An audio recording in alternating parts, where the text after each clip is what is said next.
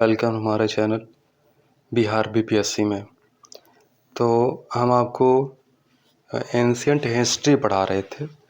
BPSC के 69 BPSC जो exam अभी आप देने वाले हैं, ये आपके प्रीलिम्स और मेंस दोनों को कवर करेगा।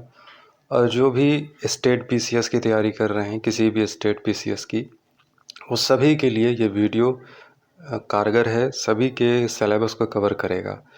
तो अब तक हमने 3-4 वीडियो आपको दे दिया है इसके ऊपर। अब हमारे सामने टॉपिक है स्टोन एज की संस्कृति। ठीक है, तो स्टोन एज की संस्कृति क्या रही, स्टोन एज की संस्कृति किस तरह की थी। आप इसको समझने के लिए आप इतना समझिए कि स्टोन एज को पढ़ने के लिए हमारे पास क्या है, किस मीडियम से हमने पढ़ा है स्टोन एज को। स्टोन एज को हमने पढ़ा है, हमने स्टोन से पढ़ा है, और जो जीवाश्म में जो पाए गए हैं, जो औजार जो पाए गए हैं, उससे पढ़ा है। तो उससे हमें क्या संस्कृति पता चलता है, उससे हमें पता चलता है कि लोग अभी किसी डेवलप नहीं कर चुके हैं किसी भाषा को। उनके बीच में जो बातचीत हो रहा था, वो बातचीत का कोई लैंग्वेज नहीं था मीडियम, वो बातचीत का कोई मीडियम जो उनका जो था वो फिज़िकली था।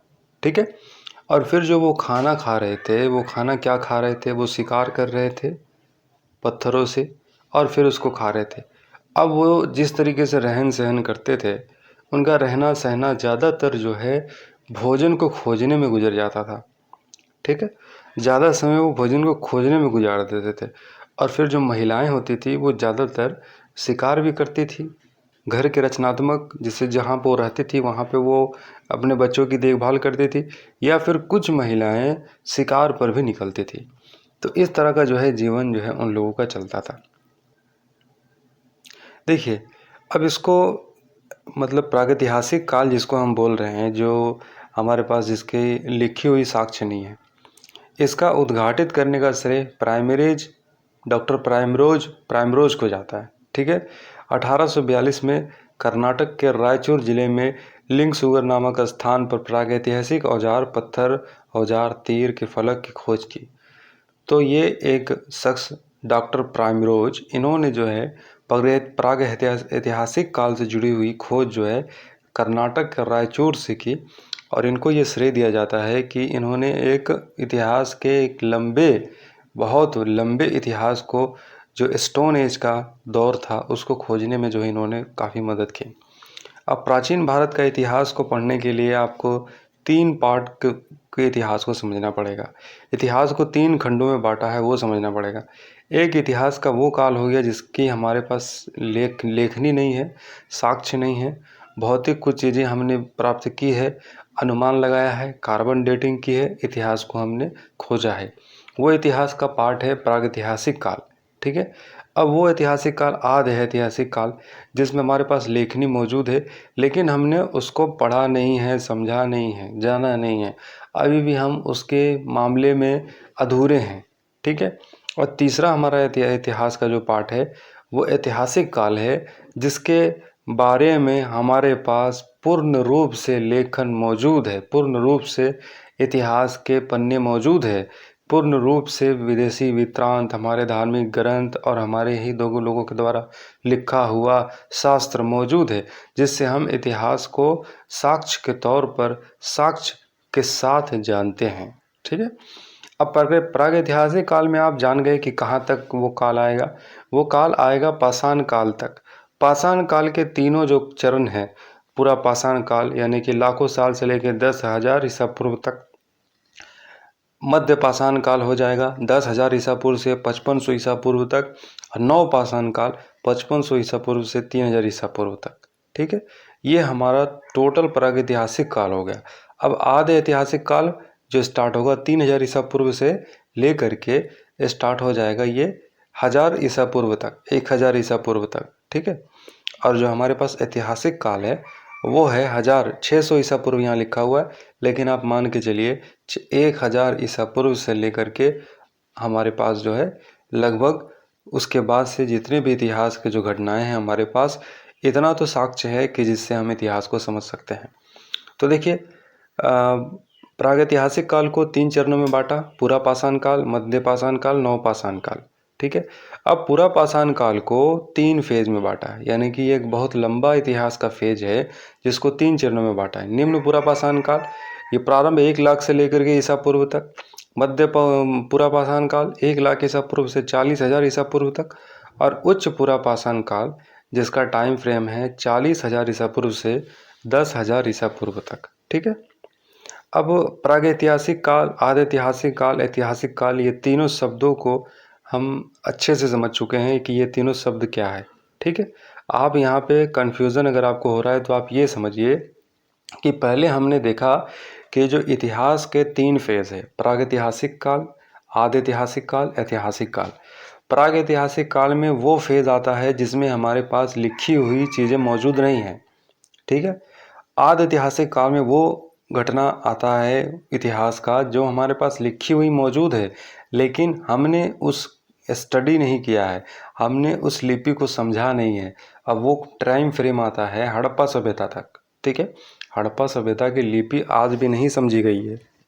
और नेक्स्ट जो पीरियड आता है हमारा इतिहास का, वो ऐतिहासिक काल है। ऐतिहासिक काल को हमने पढ़ा है, हमने जाना है, समझा है, हमारे पास चीज़ें मौजूद है, ठीक है।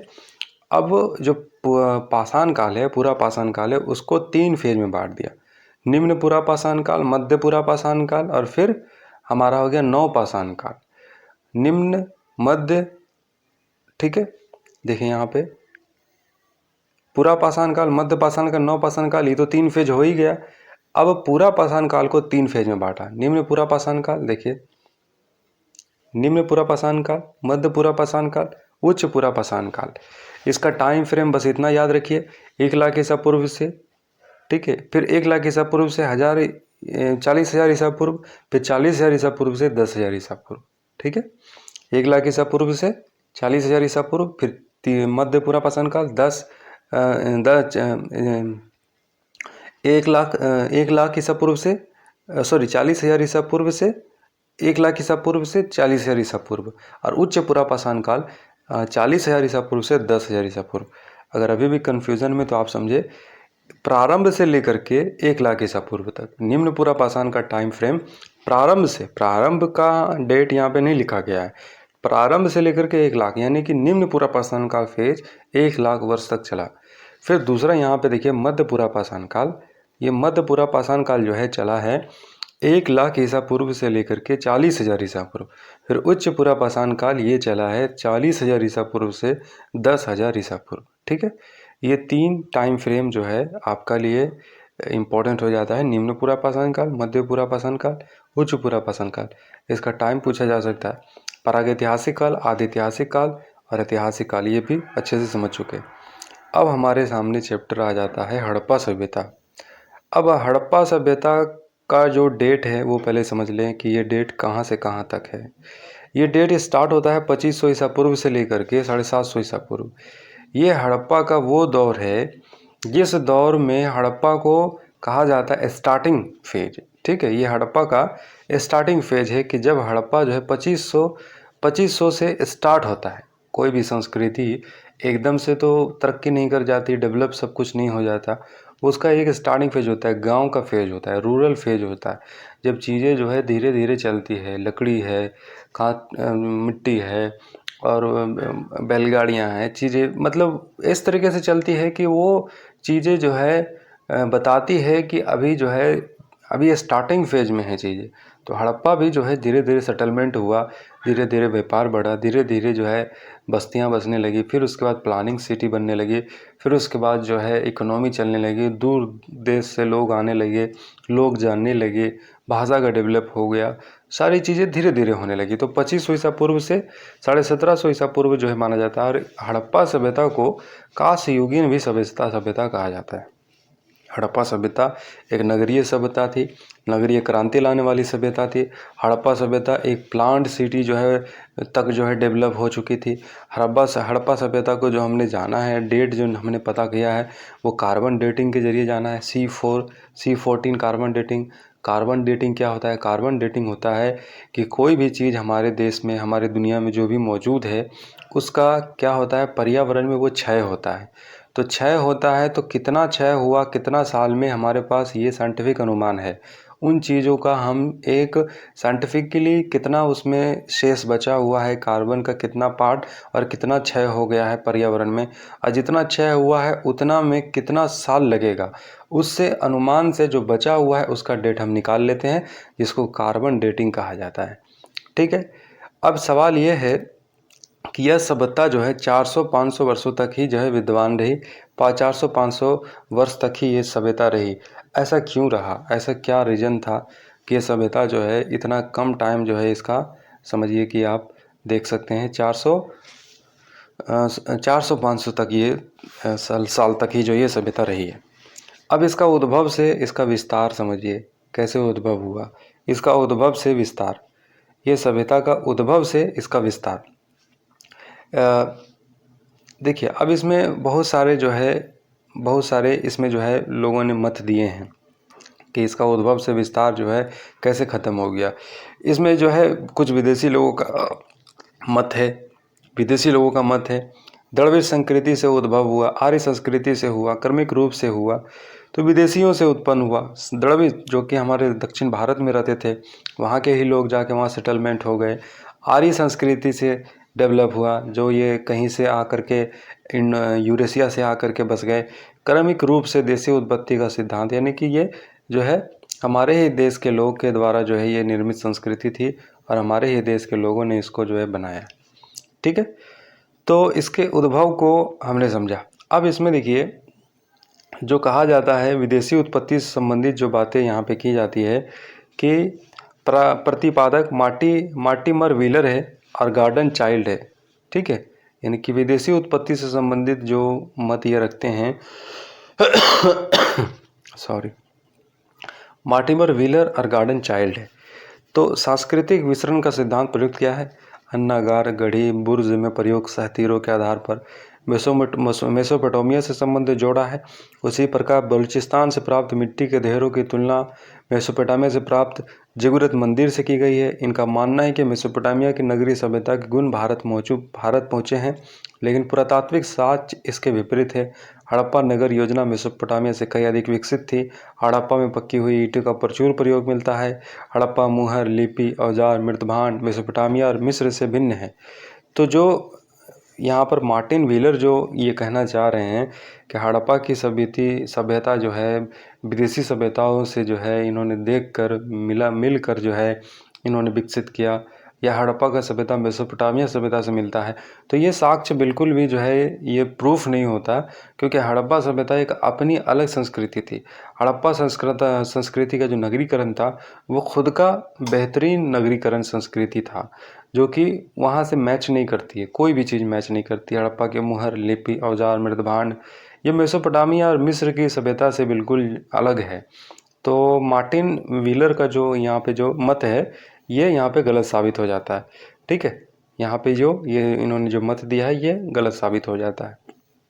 ठीक है, अब जैसे कि हमने कहा है कि इसका उद्भव जो है पाषाण कालिक संस्कृति के बाद हुआ है। ठीक है, और कांसे के और बर्तन जो है यहाँ पे जो है तांबा और कांसा का बर्तन मिला करके यहाँ पर एक बर्तन जो है बनाया जाने लगा, जिसको कांस्य युगीन संस्कृति भी जो है हड़प्पा सभ्यता को कहा जाता है। ठीक है, अभी हमने इस सभ्यता के लिपि को नहीं समझा है, लिपि को नहीं जाना है, और निश्चय अगर लिपि को जान गए तो इस संस्कृति के और भी बहुत सारे चीज़ों को हम जान पाएंगे।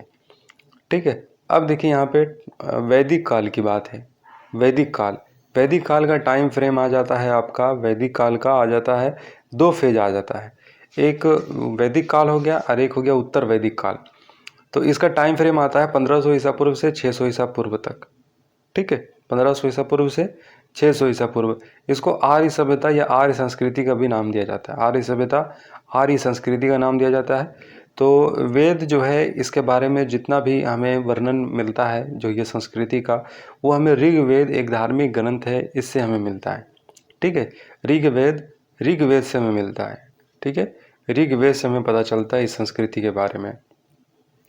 अब देखिए, ऋग्वैदिक काल का टाइम 1500 ईसा पूर्व से 1000 ईसा पूर्व है। ठीक है, ऋग्वैदिक काल की शुरुआत भारत के आर्यों के आगमन के साथ हुआ, इतिहासकारों का ऐसा मानना है। अब हमारे पास जो जानकारी के स्रोत है, भारत में आर्यों के आरंभिक इतिहास के संबंध में जानकारी का प्रमुख स्रोत वैदिक साहित्य है। तो हमने इसके बारे में जो जाना है, कहाँ से जाना है? ये वैदिक साहित्य के माध्यम से जाना है। ठीक है, वैदिक साहित्य के थ्रू हमने ये जाना है कि किस तरीके से जो है यहाँ पे संस्कृति जो है, हमें वैदिक संस्कृति जो है हमें जानने को मिली। ये वैदिक साहित्य से जानने को मिली, ऋग्वेद से जानने को मिली। और ये साहित्यिक स्रोत क्या है? ये साहित्यिक स्रोत हमारे पास जो है श्रुति है, जिसको जो है यहाँ पे देखिए, इसमें 10 मंडल है, 1028 सूक्त हैं, 10,580 ऋचाएँ हैं जिसको पढ़ा जाता है। और देखिए यहाँ पे इसमें 10 मंडलों में से 2 से 7 प्राचीनतम अंश है। प्रथम और दसम मंडल सबसे बाद में जोड़े गए मालूम है। इसमें वेद में आर्य शब्द का उल्लेख 36 बार है। ऋग्वेद की अनेक बातें अश्वेता से मिलती है। अश्वेता ईरानी भाषा से प्राचीनतम ग्रंथ है।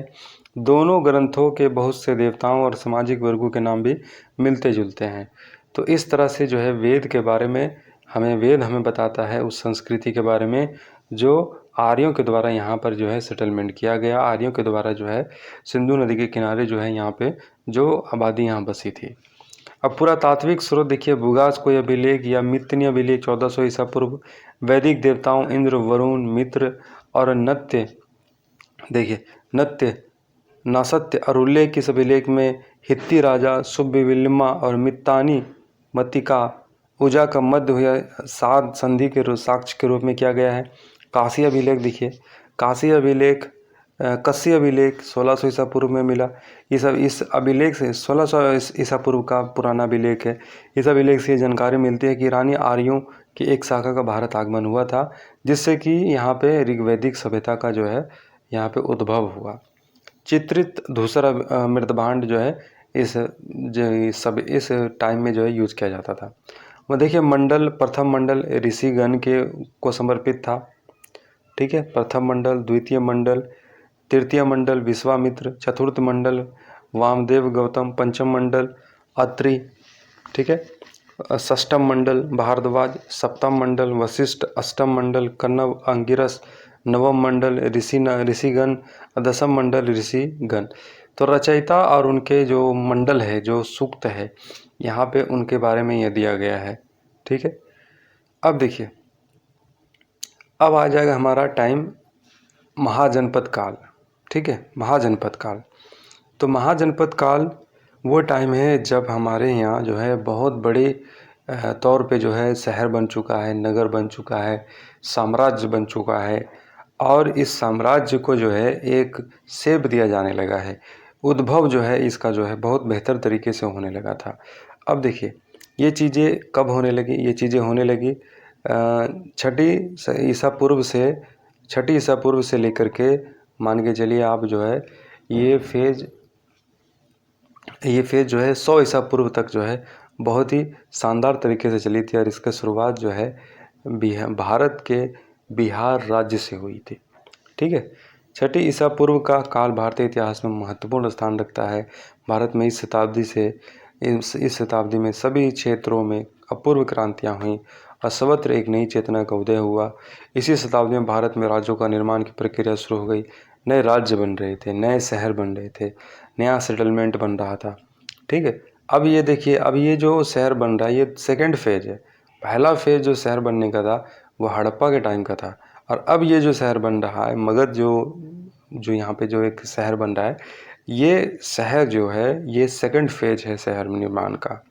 ठीक है, और मगध में साम्राज्यवाद की नींव पड़ी, यानी कि अब यहाँ पर ऐसी डायनेस्टी जो है बन चुकी है जो पूरी तौर पर जो है अपना रूल रेगुलेशन जो है लागू करेगी।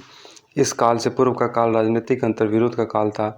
नवीन धर्मों यथा बौद्ध धर्म, जैन धर्म का उदय इसी काल में हुआ। ठीक है, आर्थिक दृष्टि से भी यह क्रांति का युग था। फलतः द्वितीय नगरीकरण की प्रक्रिया भी इसी काल में सामने आई। लोक भाषाओं को उद्भव, सामाजिक धार्मिक स्थिति नियमन हेतु सूत्र साहित्य की रचना भी इसी काल में हुई। इसी बहुमुखी विकास के कारण इस काल को भारत के इतिहास का विशेष स्थान जो है दिया जाता है, क्योंकि इसी काल से एक हमारे अर्बनाइजेशन का दूसरा फेज सामने आया। नए नए शहर बनने लगे, नया नया राज्य बनने लगा, और फिर ये जो टाइम था राजनीतिक और धार्मिक जो है आंदोलन से भी प्रभावित था। जैसे जैन धर्म, बुद्ध धर्म भी जो है इसी टाइम में निकल के आया। और फिर डायनेस्टी जो है, साम्राज्यवाद भी जो है इसी टाइम से हुआ, राजनीति भी इसी टाइम से जो है हलचल होने लगी सारी चीज़ें, और शहर का जो है बड़ा शहर, बड़ी इकोनॉमी का निर्माण हो रहा था। ठीक है, अब यहाँ पे धार्मिक आंदोलन, जैन धर्म और बौद्ध धर्म, इसके बारे में हम नेक्स्ट वीडियो में डिस्कशन करेंगे। एक ही वीडियो में थोड़ा सा लंबा ट्यूनिंग करने के बाद क्या होता है, चीज़ें थोड़ा सा जो है आपको समझने में थोड़ा दिक्कत होने लगता है। तो जैन धर्म और बौद्ध धर्म यहाँ से फिर हम नेक्स्ट वीडियो में स्टार्ट करेंगे। ठीक है, थैंक यू।